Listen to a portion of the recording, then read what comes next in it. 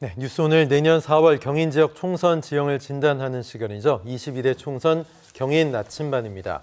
리서치 한국의 조대원 센터장, 더불어민주당 주거복지위 박성민 부위원장 모셨습니다. 어서 오십시오.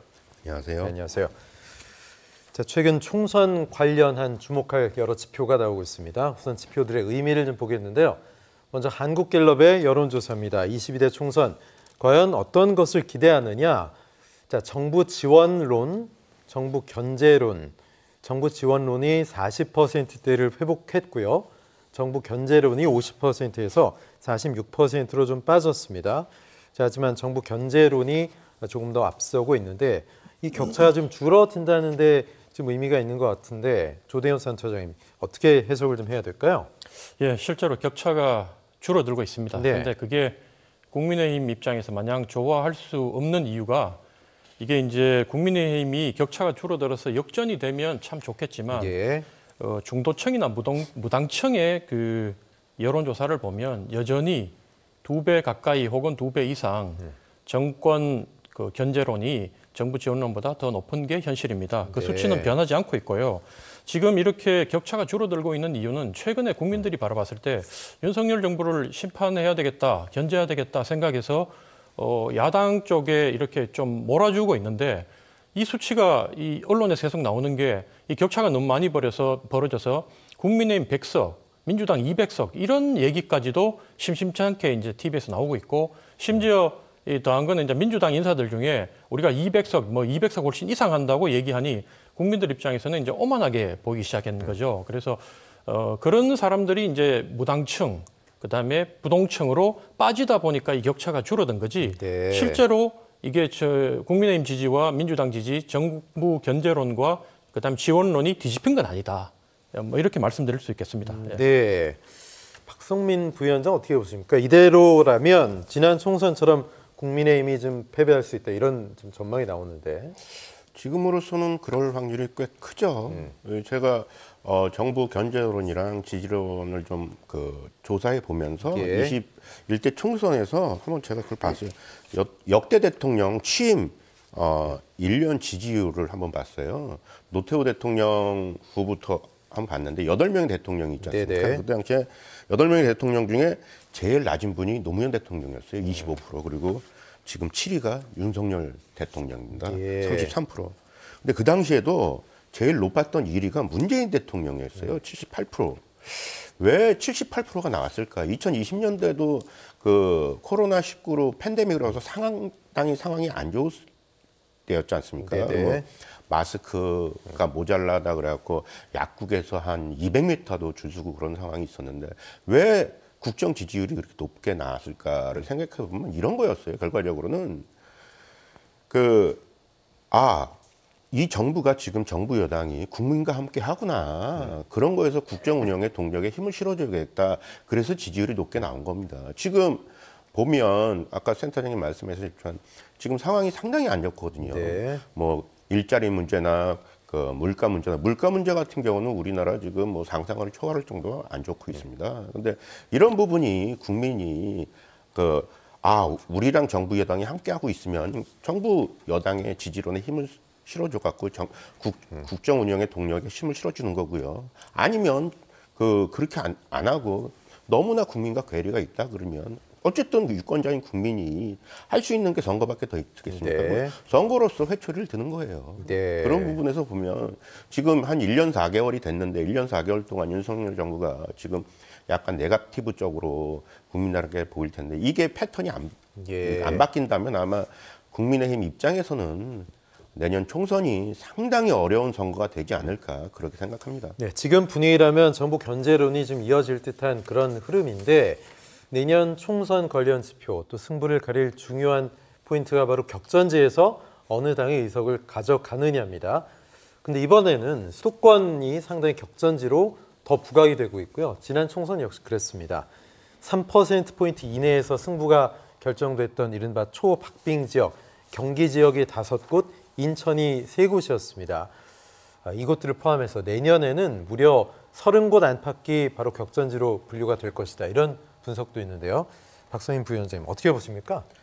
초박빙 지역만 조금 말씀드릴게요. 네. 어쨌든 그 성남 분당갑의 뭐 김은혜 미래통합당 후보가 네.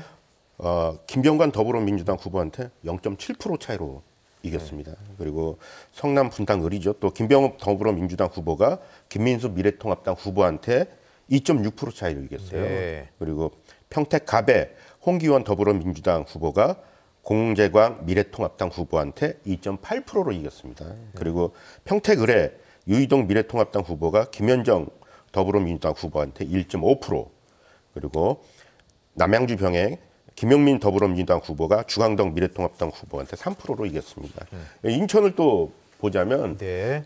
동구 미추홀구의 무소속인 윤상현 후보가 남영희 민주당 후보에게 0.01% 차이로 이겼어요. 네. 171표 차이입니다. 뭐 21대 총선 중에 제일 아까운 낙선자가 상당히 많았었는데 예. 뭐 남영희 후보 같은 경우는 아마 잠을 설쳤을 거예요. 171표면. 그리고 얼마나 억울했겠어요. 그렇죠. 예. 그 중구 강화 옹진에서는 배준영 미래통합당 후보가 네. 조택상 더불어민주당 후보에게 그 2.6%로 이겼고요. 연수울의 이제 정일영 더불어민주당 후보가 네네. 민경욱 미래통합당 후보에게 2.3%로 이겼습니다. 지금 말씀드린 거는 다 3% 이내의 초박빙 지역을 말씀드렸습니다. 예, 지금 박성민 부위원장 말씀하신 그런 지역구들 역시 이번 총선, 내년 4월 총선에도 접전을 벌일 것으로 보이고 초박빙 지역으로 분류가 될 것으로 보이는데 조대현 센터장님, 추가적으로 어떤 지역들이 경기 지역에서 좀 박빙 지역으로 분류가 되나요? 예, 그 국민의힘에서 얼마 전에 이제 국민의힘의 싱크탱크인 여의도 연구원에서 네네. 총 전국의 44곳을 접전 지역으로 이제 예상했는데 뭐 이런 것들을 바탕으로 경기도에는 한 18군데 정도의 네. 그 접전지가 있다 이렇게 분석을 했더라고요.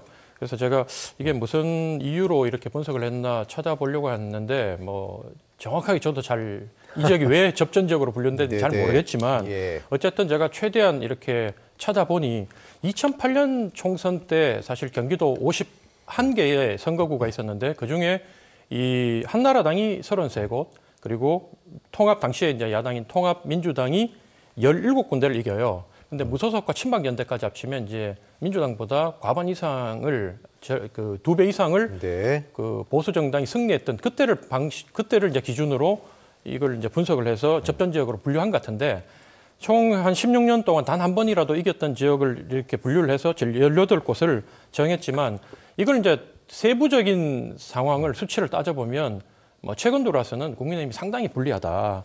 그래서 뭐 참고로 뭐 대표적인 예가 고양시 여기 갑병 정도 이 접전 지역으로 분류돼 있지만 2008년도에 고양시 4개 선거구를 전부 다 보수 정당이 이긴 이후에 2012년 단 한 군데, 16년도도 단 한 군데, 그 최근에 2020년 들어서는 뭐 4석 다 졌거든요. 네네. 이게 대부분의 지역이 그래요. 그렇기 때문에 격전지로 분류되고 있지만 내년에도 역시 국민의힘이 상당히 어려운 선거를 하게 될 것이다. 이렇게 예상을 해봅니다. 예, 국민의힘 좀 고전한 지역들 많을 것이다. 그렇다면 인천은 어떨까? 여야가 어느 지역을 어떤 이유에서 주목하는지 좀 궁금해요.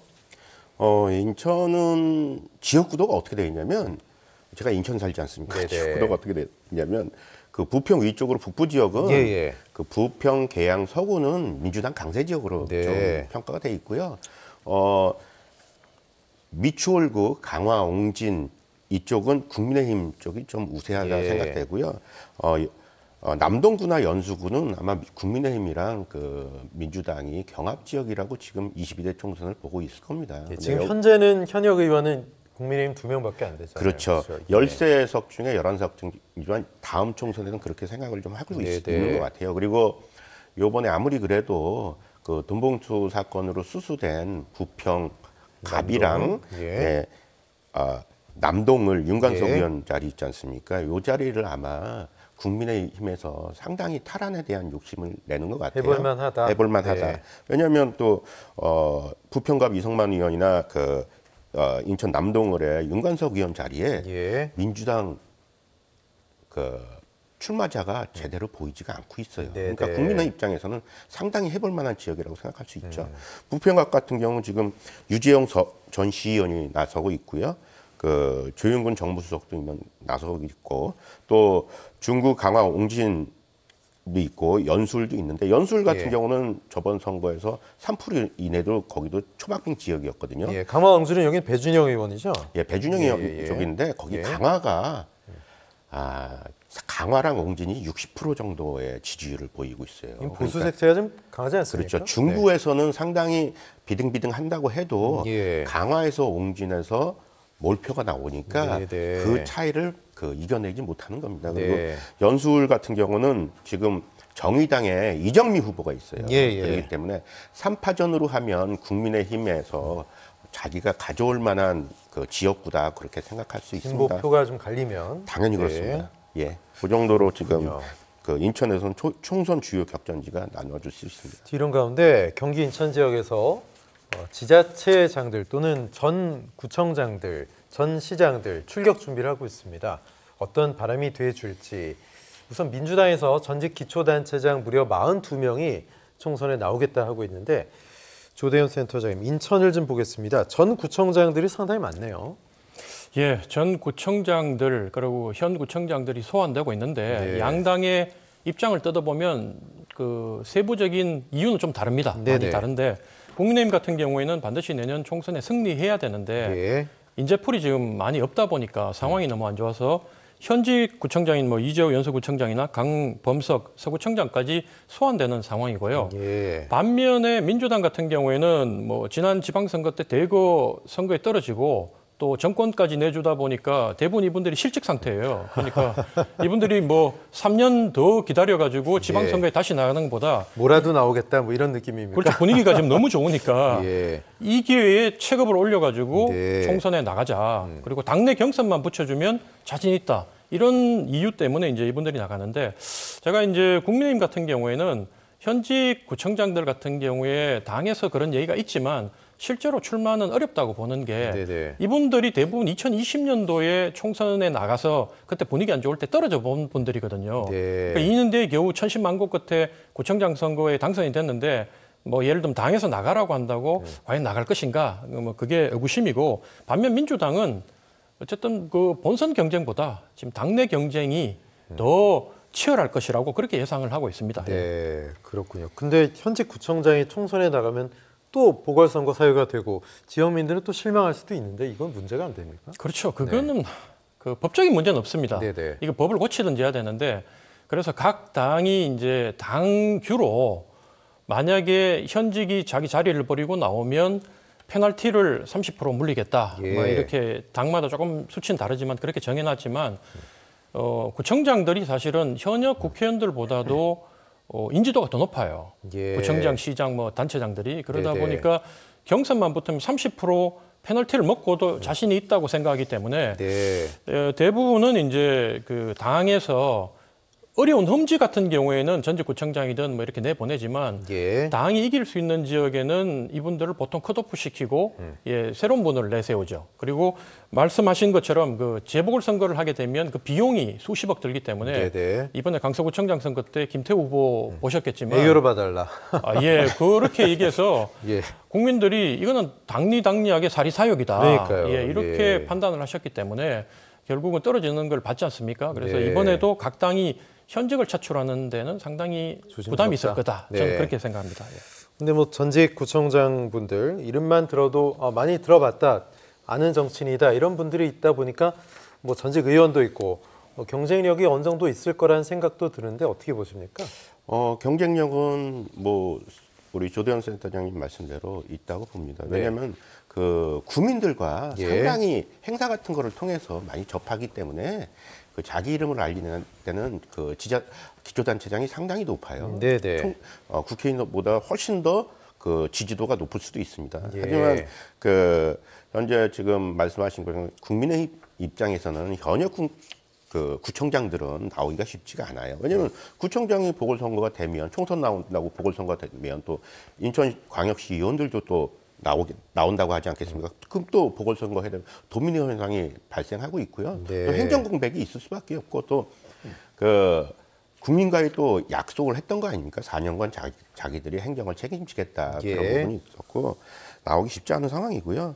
그 인천에서도 민주당이 13석 중에 뭐 11석을 뭐 두 석은 지금 무소속으로 되어 있지만 총 11석이 되어 있는데 그 민주당 출신 전 구청장들이 작년에 그 지방선거에서 낙선을 한 분들이에요. 네. 거의 다. 그러니까 이분들이 또 나와서 중앙정치로 간다 하는 부분이 좀 쉽지는 않습니다. 왜냐하면 그 11석 중에 지역 정치인들이 자기 지역구 그 의원이 민주당 의원인 데가 많거든요. 네. 근데 결과적으로 경선을 해야 되는데 그 경선을 통과하기가 쉽지 않은 부분이죠. 왜냐하면 정치는 혼자 하는 게 아니기 때문에 서로 포지티브로 같이 그 시너지 효과를 지금까지 했었는데 갑자기 내년 총선이라고 해서 경선을 해?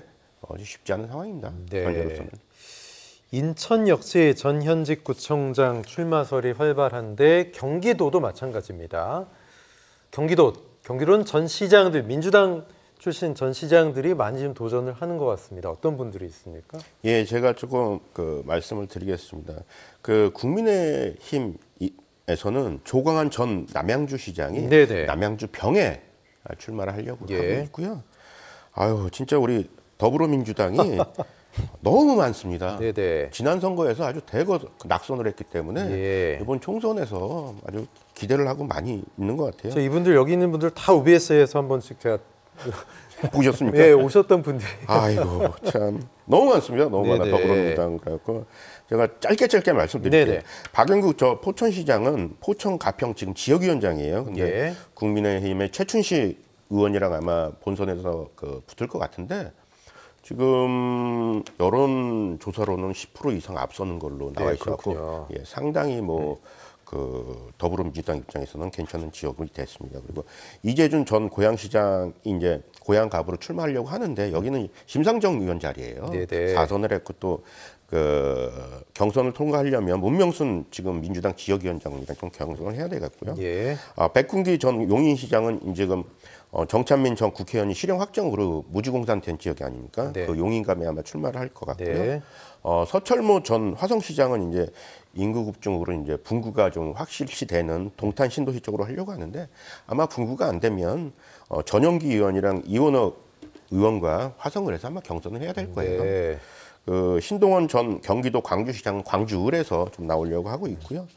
엄태준 전 이천시장은 현 민주당 이천시 지역위원장입니다. 근데 네. 여기에는 이제 저번에 술잔 투척 사건으로 이제 그 무혐의가 된 경기도 전 부지사였던 김용진 전 부지사랑 아마 경선을 해야 될 것 같습니다. 네. 장덕천 전 부천시장은 부천병에 도전하려고 해요. 네. 근데 여기가 이제 여기도 똑같이 같은 당 더불어민주당의 김상희 의원이 또 4선하고 또 지역구로 상당히 잘 닦아 나왔기 때문에 경선을 해야 될 상황이고요. 정동균 전 양평군수는 이제 여주 양평을 이제 생각해서 나가고 있는데 여기에 국민의힘 이제 비례대표인 이태규 의원이 예. 그 양평군수에 이제 저번에 출마했던 네. 박상규 씨를 보좌관으로 임명하면서 아마 이태규 의원과 아마 경선을 해야 되지 않을까. 비례대표 두 번은 이태규 의원. 맞습니다. 예, 예. 예, 고향이랑 이제 네. 그 여주 양평 생각하고 있는데 지금 양평군수에 출마했던 박상준 씨를 이제 보좌관으로 네. 임명하면서 여주 양평으로 굳히지 그렇군요. 않았나 네. 그렇게 생각이 듭니다. 자, 전직 시장들 재임 시절에 어떤 성과가 있고 지역민들에게 좀 소위 인심이 좋았다, 성과가 있었다, 평가가 괜찮았다. 그게 좀 중요하지 않겠어요? 나온다 한들. 예, 뭐 전직 단체장들의 가장 큰 장점이라면 높은 인지도와 그렇죠. 그리고 현역 때 닦아놓은 조직력입니다. 네. 그런데 또 뭐 역으로 얘기하면 이것 때문에 안티도 많이 생기고 당내에서 정적도 많이 생겨요. 네. 뭐 안티란 거는 뭐 각종 인허가권이나 뭐 이렇게 시행정을 펼쳐가는 가운데서 자기 뜻대로 안 해준 사람들이 이제 선거가 되면 전직 구청장이나 시장들에 대해서 투서를 넣는다든지 이런 네. 일이 있고 정적이 많다는 거는 수도권 같은 경우에는 그 한 개 당협이 이제 지역구가 2개, 3개가 뭉쳐서 하나의 단체장을 형성하다 보니까 그 조직위원장들, 안 그러면 현역 국회의원들이 각종 민원이나 이런 거를 시장 때 부탁했는데 잘 안 들어주고 이러면 또 돌아서거든요. 그러다 예. 보니까 이분들이 많이 적을 많이 만들다 보니까 컷오프 당하는 경우도 상당히 많다. 그렇군요. 예, 그렇게 말씀드리겠습니다. 네. 뭐 전혀 새롭지 않다라는 지적, 또 중앙 정치를 또 뭐 기웃거리냐 이런 곱지 않은 시선도 있는 것 같아요. 네. 대한민국이 자유민주주의 국가니까 총선 나가는 거에 대해서 예. 뭐라고 문제를 제기할 수는 없지만 네. 대부분의 이번에 총선 나가려 했던 그 지자체장들이 예. 작년 지방선거에서 떨어지신 분들이에요. 네. 근데 그런 분들이 또 2년 있다가 또 나와? 아이고. 그러면 이제 국민들이 이제 네. 선거로서 또 심판을 해주실 건데, 왜냐면 2년마다 나오면 그게 이 정치라는 게 국민에 대해서 봉사하는 자리거든요. 예. 2년마다 나오면 그건 직장 구하려고 하는 자리죠. 그러니까요. 알겠습니다. 예. 예. 선택은 국민이 하는 거니까 우리 유권자들이 어떤 현명한 선택을 할지 지켜보겠습니다. 두 분과 말씀 여기까지 나누겠습니다. 고맙습니다. 감사합니다.